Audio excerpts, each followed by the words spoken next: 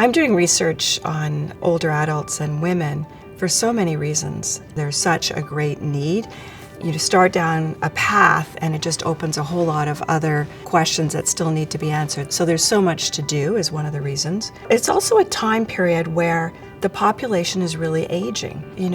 What it means to be old is way different than what we thought of as being old just a number of years ago. And they want to stay well and they want to stay healthy, and it's our job to find ways to make sure that that's going to happen.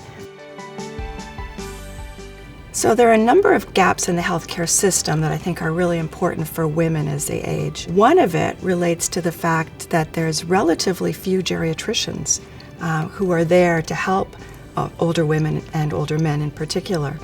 So there's a big mismatch there that creates quite a challenge and means that we have to think differently about how we're going to provide care to this growing older population to make sure that they are able to stay healthy and well as they age. One of the challenges going forward, especially in geriatric medicine, is how do you find ways of helping other people, other specialists, incorporate the principles and the thinking of geriatric medicine into everything that they do.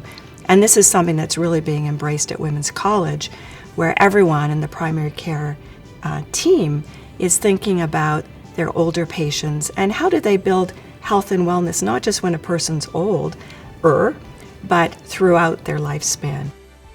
One of the big data gaps, and I think one of the biggest challenges facing older adults and particularly women, is the data gap that exists around information about older people from research and in particularly about women.